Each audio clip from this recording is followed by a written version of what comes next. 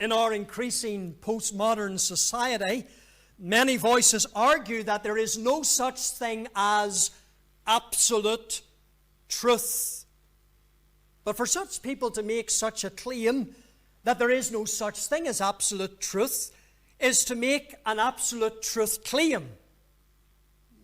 They believe that they know in and of themselves that there is no such thing as absolute truth, and so they are making an absolute truth claim, if you can follow the reasoning. And so their argument is simply illogical. No such thing as absolute truth. Are you sure? Yes, I'm sure. Are you absolutely sure? 100% sure. So they're making an absolute truth claim.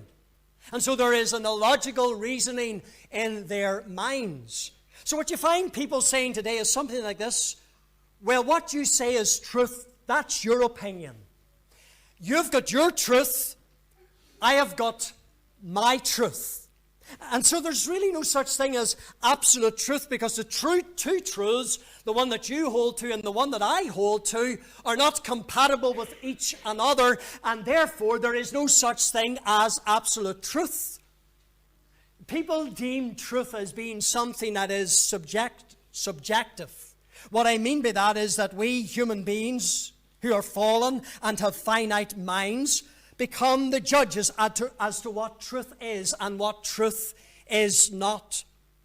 What you find then is that the concept of absolute truth is rejected by the masses. You bring them truth statements and they reject it at large. That's your truth, but that's not what I believe is truth. And so they become judge and jury with regard to what truth actually is. There are a multitude of self-opinionated thinkers who spout and tell and say that they have the truth.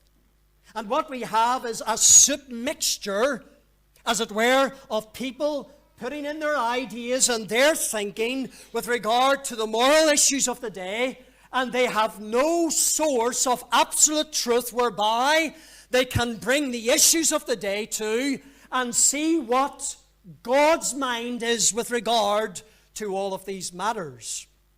And so we have all kinds of opinions and ideas in our world that claim to be the truth, but they're as far from the truth as night is from day.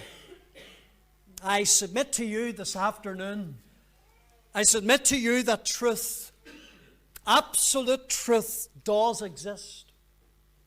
And that God is the source of it.